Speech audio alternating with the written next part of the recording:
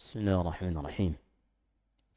الحمد لله الذي أرسل رسوله بالهدى ودين الحق ليظهره على الدين كله وكفى بالله شهيدا.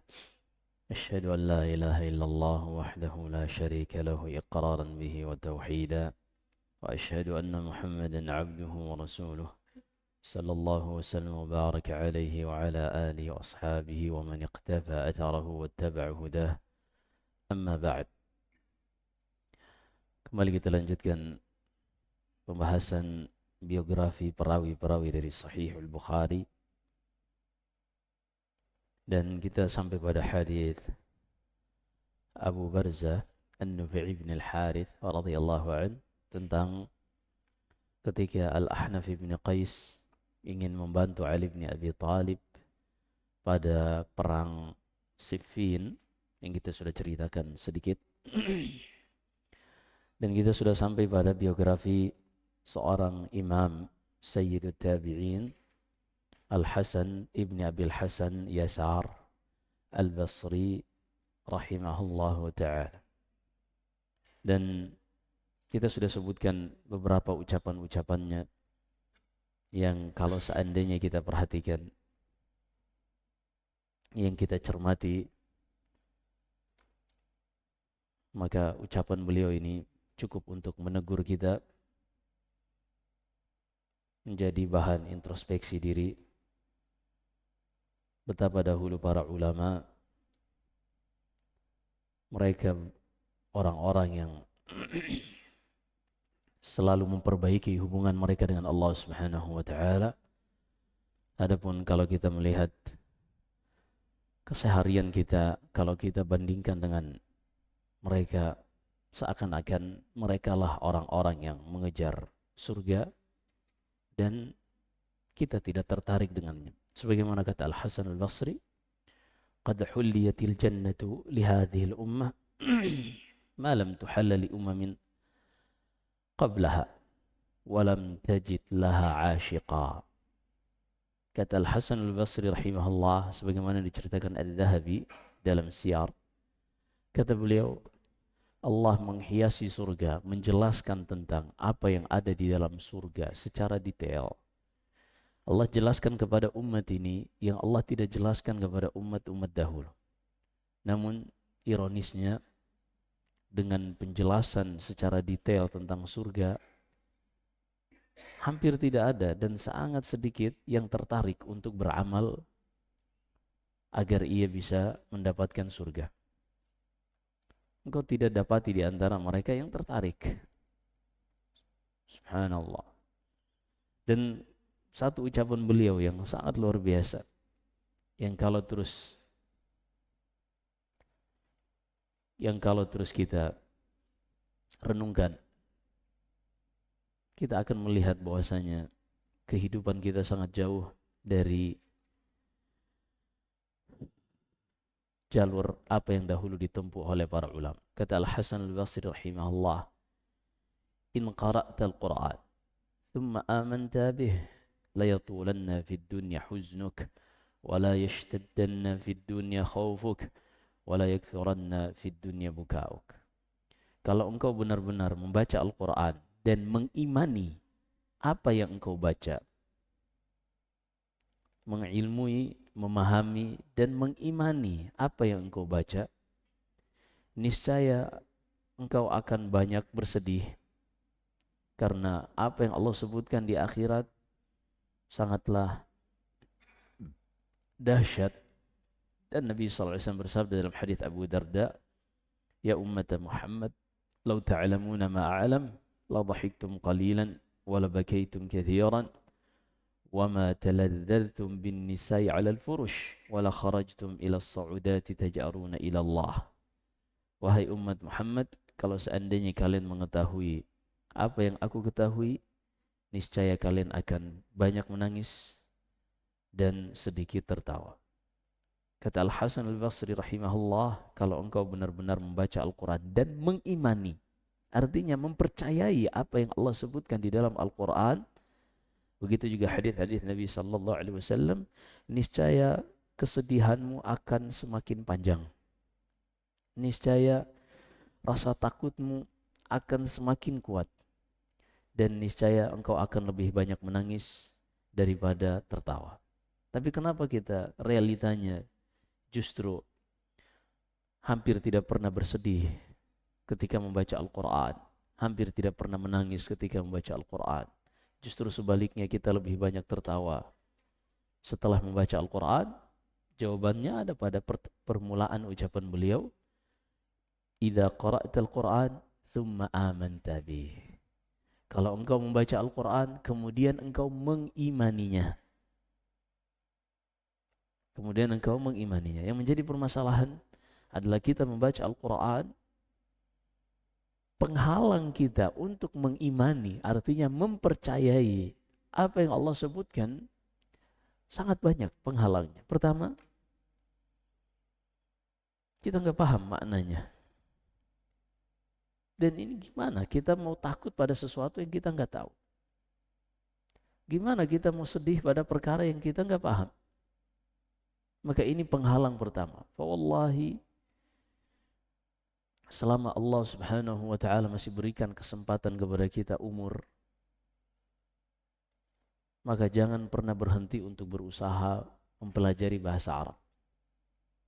Karena nggak mungkin seseorang dia bisa menangis membaca Al-Quran sementara dia nggak paham.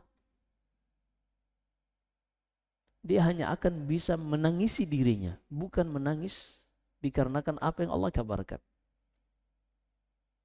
Maka kalau Allah Subhanahu wa ta'ala, kita lihat pada diri kita, Allah masih memberikan kesempatan. Sesusah apapun antum pernah mencoba belajar bahasa Arab, terus berusaha. Seberat apapun rintangannya belajar bahasa Arab ini, terus berusaha. Terus berusaha, jangan pernah menyerah. Karena seperti kita sebutkan tadi, tidak mungkin seorang bisa sedih, bisa menangis kalau dia nggak paham apa yang ada dalam Al-Quran. Maka ini kendala yang pertama. Kemudian kendala-kendala yang berikutnya sangat banyak, di antaranya kecintaan kita kepada dunia ini dan kecenderungan hati kita kepada dunia membuat kita berat untuk memikirkan sesuatu yang kita menyangkanya masih sangat jauh. Kita menyangka akhirat itu masih sangat jauh. Sehingga Allah sebutkan, bal tuhibbunal ajilah wa tadharunal akhirah. Sayangnya kalian itu hanya senang dengan perkara-perkara yang instan yang ada di hadapan kalian, dan kalian meninggalkan, melupakan akhirat. Belum lagi faktor-faktor seperti fitnah yang ada di tangan kita, gadget, media sosial, yang mana ini semua di antara faktor yang mengeraskan hati. Kata Nabi sallallahu alaihi wasallam, iyyakum wadh-dhahik fa inna kathrata adh-dhahik tumitul qalb. Disahihkan Syekh Al-Albani rahimahullah dalam As-Sahihah. Jauhilah, berhati-hati kalian dari terlalu banyak tertawa. Karena terlalu banyak tertawa ini mematikan hati. Dan kita sudah tahu sendiri dalam hidup kita. Siapa yang Nasallallahu ketika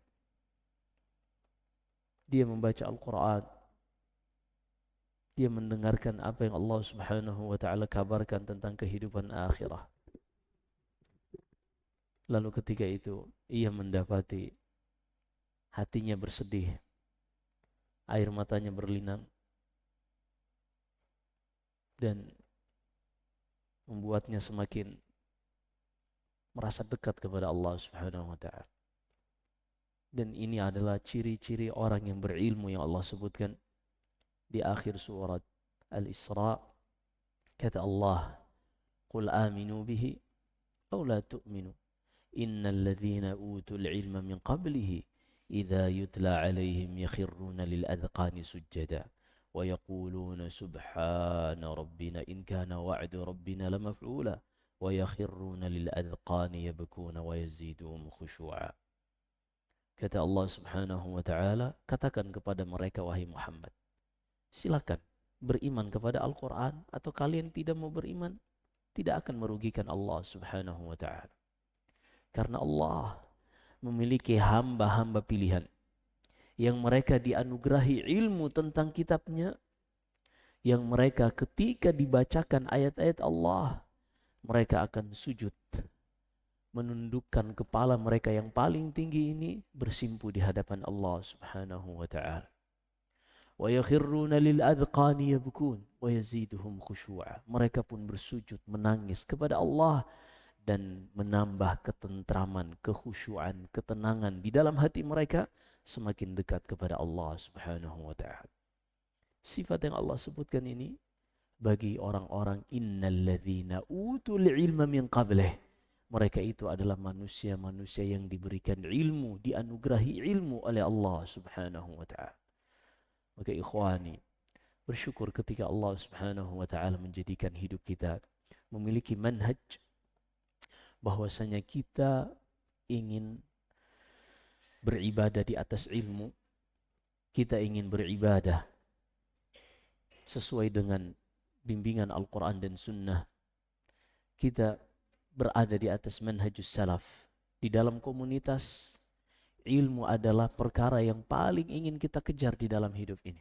Walaupun mungkin tarikan-tarikan dunia masih terlalu kuat di dalam hati kita.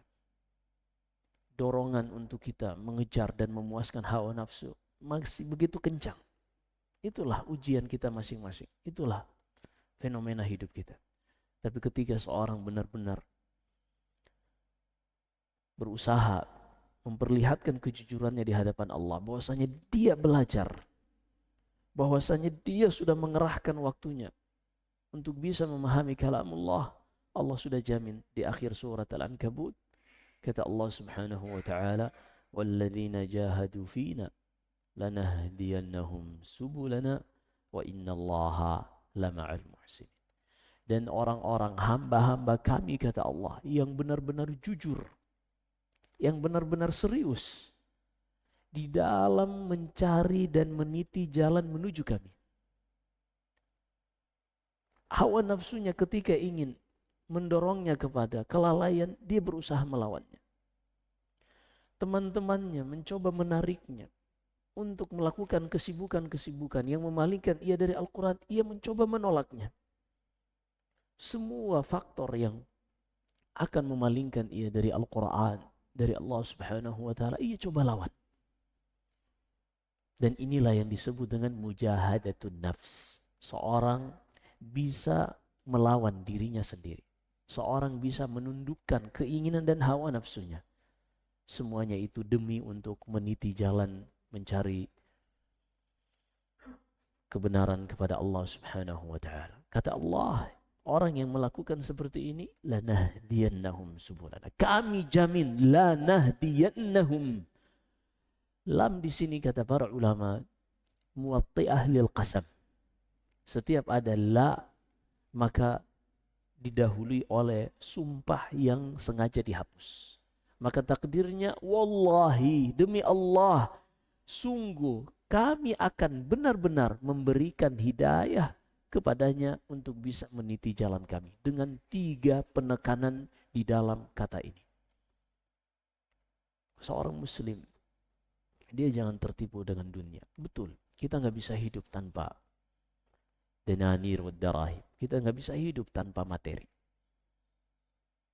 Bahkan seorang, dia dituntut untuk menjaga kemuliaannya. Tapi seorang juga tidak boleh tenggelam di dalam materi ini. Jadilah seperti Sufyan Ats-Tsauri yang nanti akan kita ceritakan biografinya pada waktunya insyaallah. Kata Sufyan Ats-Tsauri rahimahullah yang disebutkan Abu Nuaim Al-Asbahani dalam kitabnya Hilyatul Awliya. Yang mana beliau ini ketika berbicara tentang zuhud, seakan-akan akhirat itu sudah di hadapan beliau dan dunia nggak ada nilainya sama sekali. Namun dimanapun beliau berjalan, tangannya tidak pernah berhenti dari menggenggam koin-koin emas dari dinar. Ia pun ditanya oleh murid-murid sahabat-sahabatnya. Ya Aba Abdillah, wahai Sufyan Ats-Tsauri, ma hadhihi dananir. Ente ini kalau ngomong zuhud, seakan-akan besok udah mau mati. Tapi kok ente megang emas ini nggak pernah dilepas. Dengarkan alasan beliau, dan seharusnya seperti itulah seorang muslim. Laula hadhihi dananir latamandala alaina haula'il muluk. Kalau bukan karena materi yang kita miliki ini, harta yang dengannya kita tidak menghinakan diri untuk meminta-minta, dengan harta ini kita bisa menjaga kehormatan diri. Kalau bukan karena harta ini, niscaya raja-raja ini, para pejabat-pejabat ini sudah mempermainkan fatwa kita.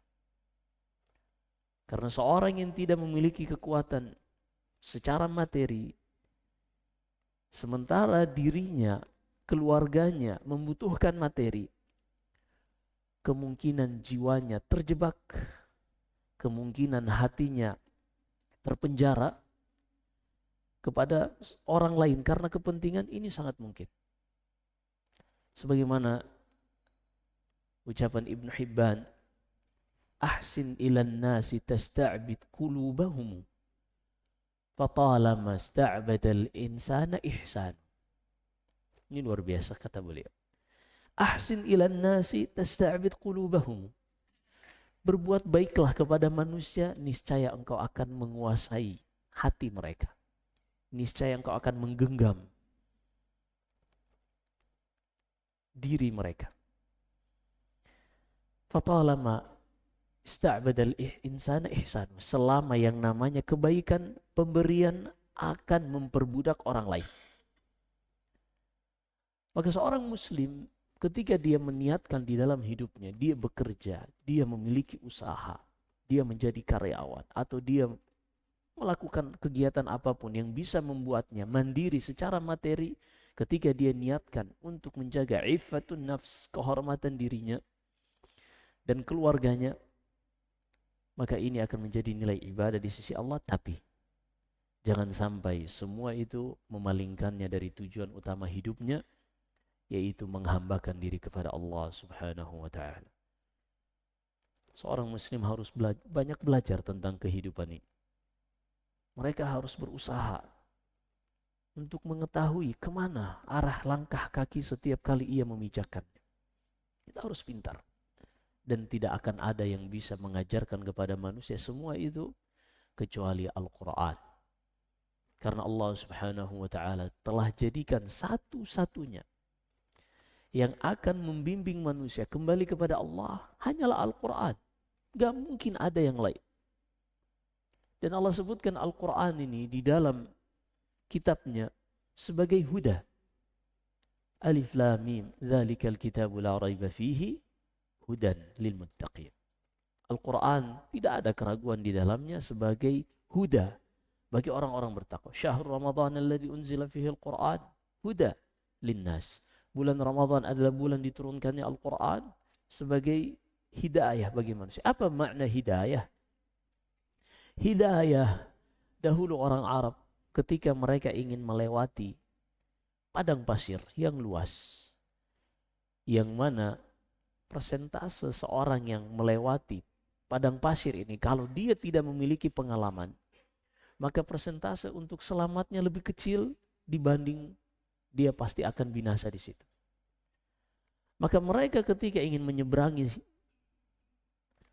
padang pasir ini, mereka membutuhkan yang namanya guide, pembimbing jalan. Guide ini dalam bahasa Arab disebut hadi.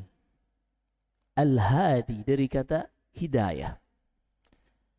Maka Allah jadikan Al-Quran ini yang akan menggenggam tangan manusia, membimbingnya langkah per langkah untuk bisa sampai kepada Allah Subhanahu wa ta'ala. Dan tidak akan ada yang bisa menggantikan Al-Quran. Allah sudah tutup semua pintu untuk mengantarkan kepada Allah kecuali hanya melalui Al-Quran. Maka ketika seorang muslim menyadari hal ini, tentunya kalau akalnya cerdas, dia akan menjadikan perhatiannya terhadap Al-Quran mengalahkan perhatiannya terhadap perkara-perkara yang lain. Ketika sehari saja dia tidak membaca Al-Quran, dia akan menangis. Ketika hari-hari terus bertambah, tapi dia melihat dirinya tidak bisa membaca Al-Quran, dia menangis. Tidak paham Al-Quran, harusnya dia menangis. Khalid bin Walid diceritakan oleh Abu Ya'la. Khalid bin Walid ini sayfun min suyufillahil masjid. Ini pedang dari pedang-pedang Allah. Dengannya Allah subhanahu wa ta'ala membuat kaum muslimin menaklukkan kerajaan-kerajaan besar.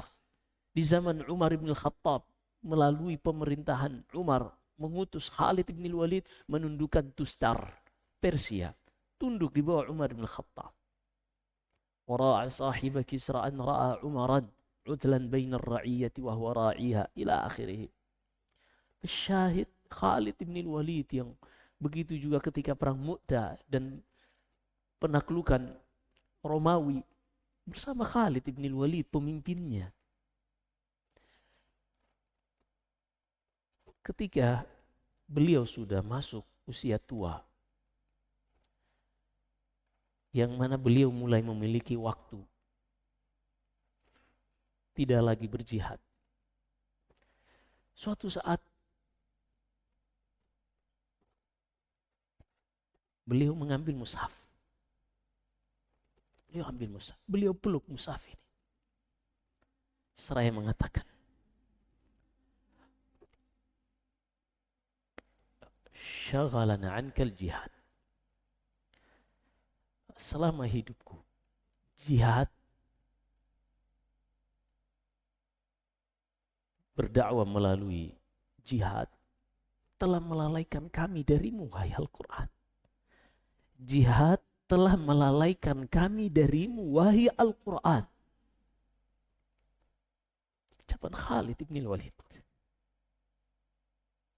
Dia tidak membaca Al-Quran bukan karena dagang di pasar, bukan karena urusan-urusan yang lain, bukan karena urusan pribadi atau keluarganya, bukan, tapi untuk urusan umat ini.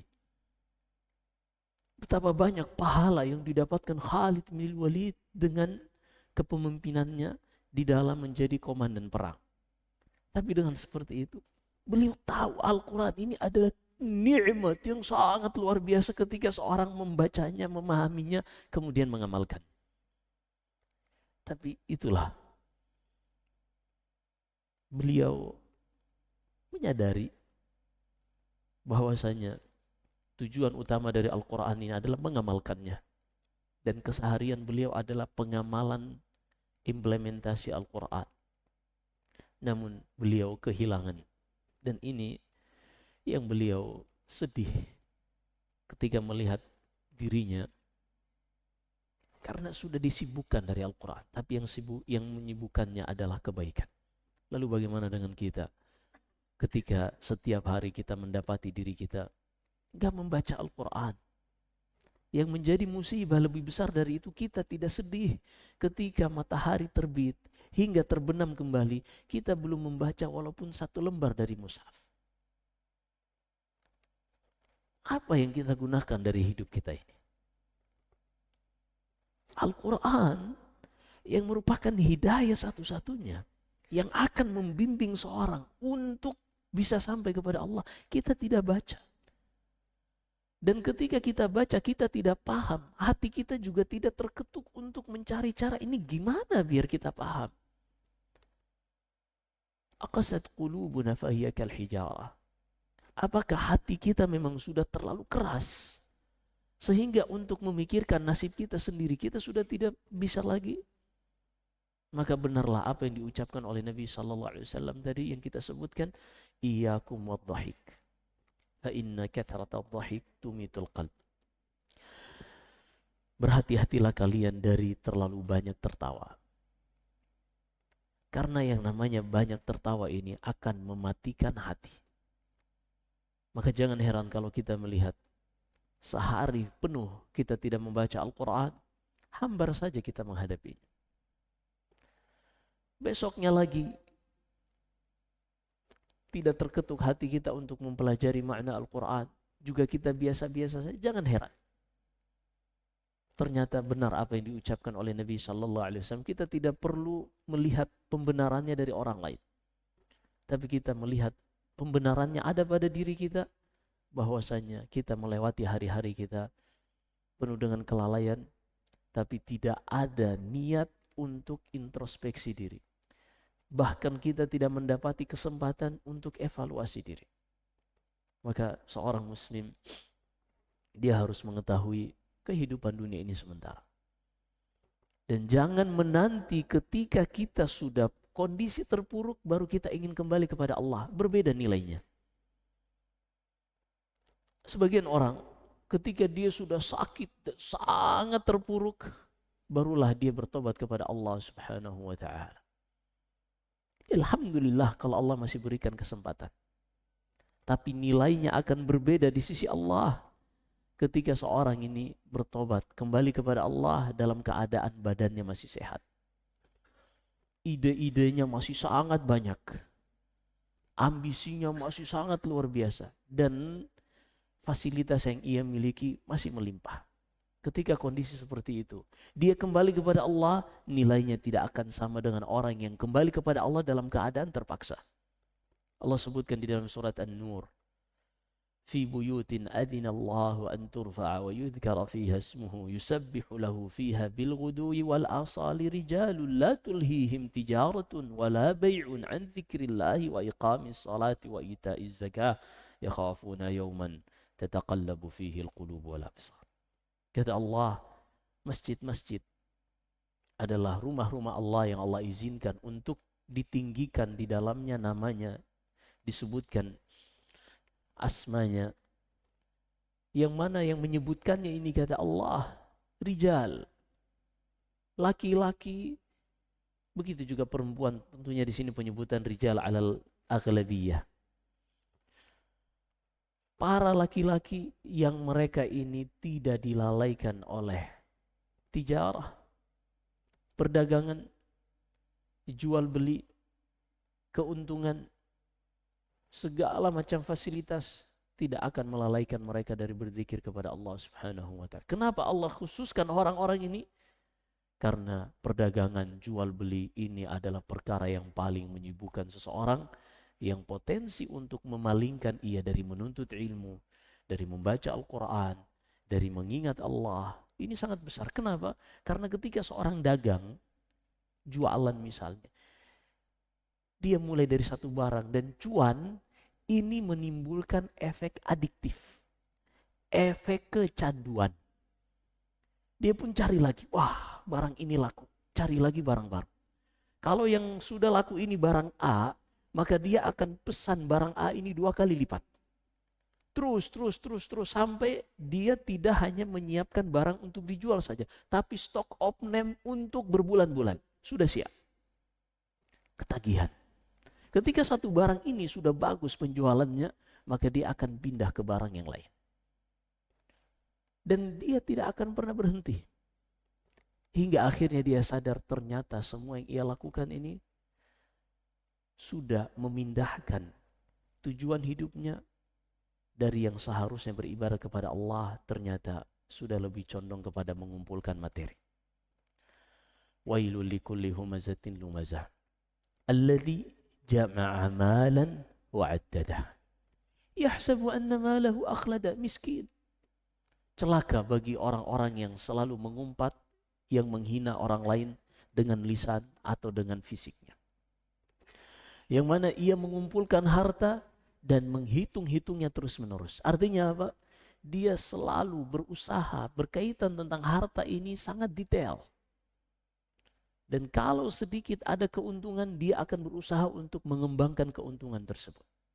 Kalau ada kerugian, dia berusaha untuk menutup celah kerugian ini serapat-rapat mungkin. Kemudian kata Allah, yahsabu anna malahu akhlada. Miskin orang ini. Dia menyangka bahwasanya harta yang ia kumpulkan akan membuatnya kekal. Gak ada ceritanya. Allahul musta'an. Seorang muslim dia harus paham tentang hal seperti ini. Ini ketika kita membaca ucapan Al-Hasan Al-Basri, in qara'tal Qur'an thumma amanta bih la yatulanna fid dunya huznuk. Kalau seandainya engkau membaca Al-Quran, kemudian beriman, percaya dengan apa yang Allah sebutkan di dalam Al-Quran, niscaya kesedihanmu akan berkepanjangan. Niscaya rasa takutmu akan berkesinambungan. Dan engkau tidak akan pernah berhenti menangis mengingat nasibmu di dunia ini. Hanya itulah kata Hanzalah kepada Nabi sallallahu alaihi wasallam, ya Rasulullah, idza kunna fi majlisika kunna fi hal. Wahai Rasulullah, ketika kami berada di majelismu mendengarkan nasihat-nasihatmu, kami seperti merasakan surga itu di hadapan kami, akhirat itu di depan kami, dan kami sudah tidak ada selera lagi dengan dunia. Wa idza raja'na ila buyutuna wa basyarna ahlana kunna fi hal. Tapi sayangnya ketika kami pulang ke rumah-rumah kami, menemui keluarga anak-anak kami, maka kami berada pada kondisi seakan-akan dunia ini selama-lamanya. Apa kata Rasulullah? Ya Hanzalah, law kuntum ala ma kuntum alaihi lasafahatkumul malaikatu fit turuq walakin sa'atan sa'ah. Wahai Hanzalah, kalau kalian benar-benar bisa istiqamah, kondisi hati kalian sebagaimana kalian bersamaku, begitu juga yang kalian rasakan ketika di rumah, niscaya malaikat akan menjabat tangan-tangan kalian di jalan-jalan. Namun wahai Hanzalah, begitulah hidup dan ujian seorang mukmin, sa'atan sa'ah.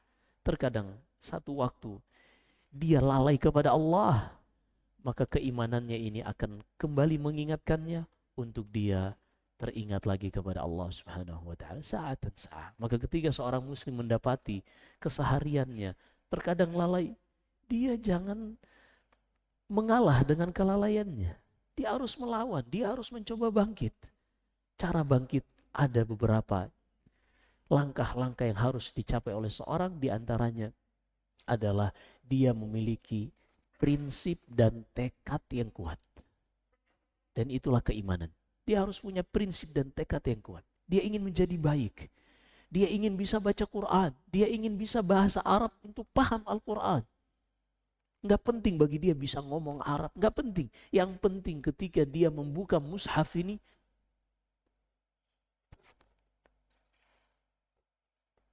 ketika dia buka mushaf, dia tahu apa yang Allah kabarkan tentang dirinya.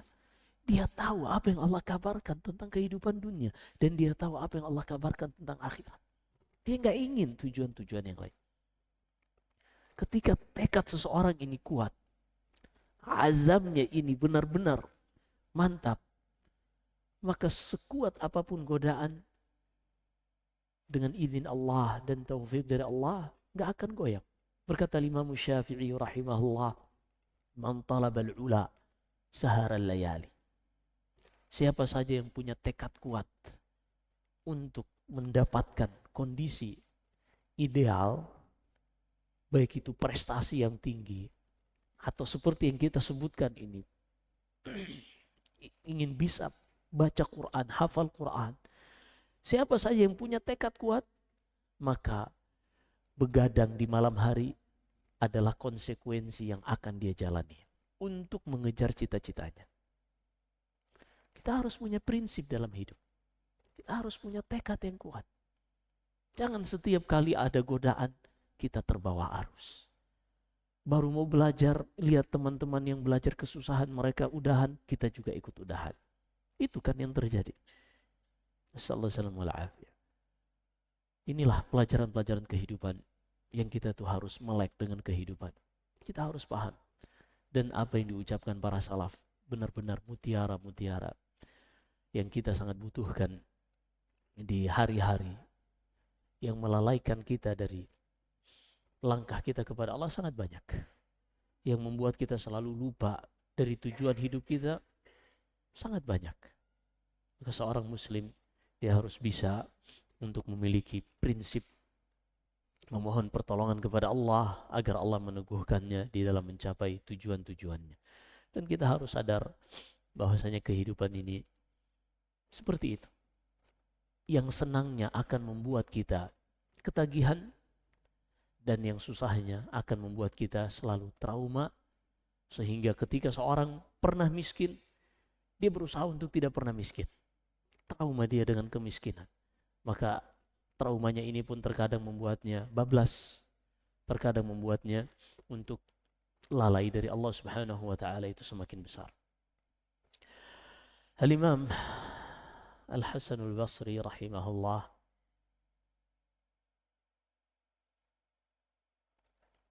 masih 13 menit baru syuruk berarti. Al-Hasan Al-Basri rahimahullah teman bagi murid-murid dan bagi kawan-kawannya. Beliau ini teman yang asik, ya. Subhanallah. Suatu saat beliau pernah berbaring, beliau meletakkan di kepalanya seperti kantong, tas. Ternyata isinya adalah roti dan beberapa buah-buahan. Teman-temannya pun masuk. Melihat Al-Hasan Al-Basri tidur, nggak diganggu. Tapi melihat ada yang mengundang perhatian, ada tas tadi, mereka pun ambil. Dibuka, ternyata isinya roti dan buah-buahan. Orang-orang pada saat itu bukan manusia seperti kita, makan 3 kali sehari. Itu sesuatu yang normal. Terkadang mereka sehari nggak makan. Maka ketika mereka melihat tas tersebut berisi makanan dan yang memilikinya itu adalah Al-Hasan Al-Basri, mereka langsung makan. Mereka makan yang membuat Al-Hasan Al-Basri terbangun. Suara mereka mengunyah membuat Al-Hasan Al-Basri terbangun. Ketika mereka melihat Al-Hasan Al-Basri, Al-Hasan Al-Basri mengetahui siapa yang makan ini, teman-temannya. Ternyata beliau tidak marah. Justru beliau membacakan firman Allah di dalam surat An-Nur. Kata Allah, panjang, beliau ringkas dengan awsadiqikum. Ayatnya, laisa 'alal a'ma harajun wala 'alal a'radi harajun wala 'ala anfusikum an ta'kulu min buyutikum aw buyuti abaikum aw buyuti ummahatikum aw buyuti ikhwanikum aw buyuti akhawatikum aw buyuti a'mamikum aw buyuti ammatikum aw buyuti akhwalikum aw buyuti khalatikum aw ma malaktum mafatihahu aw sadiqikum. Laisa 'alaikum junahun an ta'kulu jami'an aw ashtatan. Allah berfirman, tidak ada dosa dan tidak ada kesalahan bagi kalian untuk makan dari rumah kalian sendiri. Atau makan dari rumah ayah-ayah kalian. Atau rumah ibu-ibu kalian. Atau rumah saudara laki-laki kalian. Atau rumah saudari perempuan kalian. Atau rumah tante kalian, om kalian dari jalur ayah. Atau tante kalian atau om kalian dari jalur ibu. Begitu juga rumah-rumah yang kalian miliki kuncinya, dan tidak ada dosa bagi kalian untuk makan dari rumah teman kalian. Tapi tentunya dengan izin. Dengan izin. Mereka ini tanpa izin. Tapi Al-Hasan Al-Basri, gitulah seorang teman yang asik. Iya. Kata beliau, sadiqikum, lanjutkan makan, jangan takut, karena Allah berfirman tidak mengapa bagi kalian untuk makan dari rumah teman kalian. Padahal harus ada syarat izin. Nah, karena Allah sudah jadikan perpindahan satu harta dari seorang manusia kepada manusia yang lain, ini hukum asalnya tidak boleh kecuali dibangun di atas asas ridha. Allah berfirman dalam surat An-Nisa, ya ayyuhalladzina amanu la ta'kulu amwalakum bainakum bil batil illa an takuna tijaratan an taradhim minkum. Wahai orang-orang beriman, jangan kalian memakan harta sesama kalian dengan cara batil, kecuali transaksi-transaksi yang dilakukan dibangun di atas asas saling ridha antara yang memberi dengan yang diberi. Maka ayat tadi dibawa kepada dipersyaratkannya izin. Karena seorang tidak boleh masuk ke rumah orang lain kecuali ada izinnya. Allah berfirman, ya ayyuhalladzina amanu la tadkhulu buyutan ghaira buyutikum hatta tasta'nisu wa tusallimu ala ahliha. Wahai orang-orang beriman, janganlah masuk ke dalam suatu rumah selain rumah kalian kecuali setelah kalian minta izin. Minta izin, kata Nabi SAW, innama ju'ilal isti'danu min ajlil basar. Dijadikannya kita minta izin sebelum masuk adalah untuk menjaga pandangan seseorang dari apa yang ada di dalam rumah saudaranya. Maka kadang ada teman yang asik seperti itu, seperti Al-Hasan Al-Basri, dan ini adalah aset yang membuat dunia pertemanan seorang, kehidupan seorang lebih menyenangkan. Apalagi kalau sudah sama-sama ngaji, ya, jalan bareng, safar bareng, ya, urunan misalnya, saling berbagi, saling bergantian traktir, nikmat yang luar biasa. Allahu Akbar. Al-Hasan Al-Basri rahimahullah, kemuliaannya, zuhudnya diceritakan oleh murid-muridnya. Kalau kami membandingkan seluruh tabi'in dari Sa'id bin Musayyab, dari tabi'in yang lain, semua perangai yang terkadang unggul dari satu tabi'in yang tidak ada pada tabi'in yang lain, semuanya terkumpul pada Al-Hasanul Basri rahimahullahu ta'ala. Al-Hasanul Basri, beliau memiliki fiqih dan beliau memiliki madhab yang kemudian mundathir. Madhab yang tidak terjaga. Artinya murid-muridnya tidak menyebarkan, tidak mentaqid, tidak menjelaskan, tidak meneruskan madhabnya. Juga seperti Sa'id bin Musayyab, juga seperti Al-Laits bin Sa'ad, juga seperti Al-Auza'i.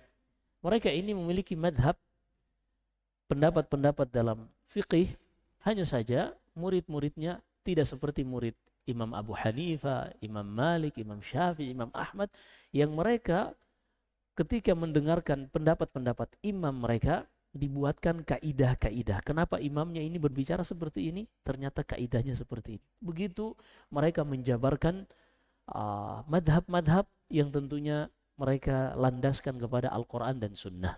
Itulah madhab. Cara imam mereka, Imam Ahmad misalnya, memahami nas seperti apa, mereka bukukan dalam kaidah-kaidah. Nah seperti itu madhab. Jadi madhab itu bukan pendapat imam, pendapat ulama tanpa didasari dalil, bukan. Tapi bagaimana imam ini memahami dalil, ini dibuat dalam bentuk madhab. Seperti itu. Jadi madhab itu adalah tariqah, cara memahami dalil, bukan hukum syar'i secara independen. Ini harus dipahami agar kita tidak keliru dari madhab dan juga tidak berlebihan di dalam madhab. Sebagian orang, mereka seakan-akan kita tuh nggak boleh mengambil langsung dari Al-Quran atau Sunnah. Kita harus melalui madhab. Kita harus pahami bahwasanya ayat-ayat Al-Quran dan juga Sunnah ala dorban. Ada dua jenis. Ada jenis yang kita baca, kita bisa langsung paham dan kita mengetahui hukum apa yang bisa kita ambil darinya. Seperti ayat yang kita bacakan tadi, wahai orang-orang beriman, jangan kalian masuk ke rumah selain rumah kalian sampai kalian minta izin. Apakah kita harus cari madhab? Ini gimana ini cara minta izinnya? Atau ternyata kita bisa paham dengan hadits Abu Sa'id Al-Khudri. Untuk seorang ketika ingin datang ke rumah orang lain, dia mengucapkan salam. Dan salam ini tidak boleh lebih dari 3 kali. Kalau sudah 3 kali tidak diizinkan, maka pulang. Kalau mau datang lagi silakan setelahnya, setelah ada jeda waktu. Yang seperti ini nggak perlu gitu. Apa pendapat Abu Hanifah, pendapat Malik, pendapat Syafi'i, pendapat Ahmad. Yang sebagian orang ekstrim dalam perkara-perkara madhab. Tapi sebagian yang lain menganggap madhab ini seperti agama yang baru. Sehingga kita tidak boleh bermadhab. Lah gimana kita bisa memahami ucapan Nabi SAW pada perkara-perkara yang jenis yang kedua yang membutuhkan dalil dari bahasa Arab, dari kaidah fiqhiyah atau kaidah usuliyah, kaidah bahasa. Karena ketika kita memahami Al-Quran dengan kaidah nahwu, kaidah bahasa, maka kita akan memahaminya dengan madhab Basra atau madhab Kufa, madhabnya Sibawayh atau madhabnya Kisai. Kita nggak bisa menghindar dari seperti itu. Karena mereka lah yang Allah jadikan manusia-manusia yang membukukan ilmu nahwu. Mereka lah manusia-manusia yang Allah subhanahu wa ta'ala berikan taufik untuk membukukan ilmu mustalahul hadis. Mereka ulama-ulama yang Allah berikan taufik untuk membukukan ilmu usulul fiqh. Jadi seperti itu. Kita nggak bisa menghindar dari madhab, tapi kita juga harus secara objektif menjadikan manhaj ini adalah tariqah, cara kita memahami Al-Quran dan Sunnah, sehingga madhab ini bukan tujuan. Yang menjadi tujuan adalah Al-Quran dan Sunnah. Madhab ini hanya sebagai wasilah, sarana agar kita memahami apa yang Allah inginkan dalam Al-Quran dan juga diinginkan oleh Nabi SAW di dalam hadisnya. Baik, ini yang bisa kita sampaikan. Kita akan lanjutkan tentang Al-Hasan Al-Basri. Masih banyak yang kita ingin dengarkan dari imam yang sepertinya di zaman ini kita sangat butuhkan nasihat-nasihat beliau untuk sedikit ngerem ambisi kita yang sangat luar biasa, untuk sedikit menahan laju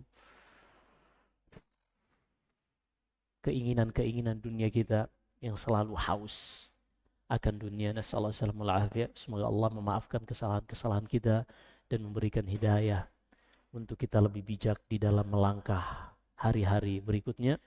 Dan semoga Allah subhanahu wa ta'ala menjadikan apa yang kita ucapkan dan kita dengarkan ikhlas karena mengharapkan wajahnya. Allahumma inna na'udzubika an nusyrika bika wa nahnu na'lam wa nastaghfiruka lima la na'lam. Wallahu a'lam. Sallallahu alaihi wasallam baraka ala nabiyina Muhammad.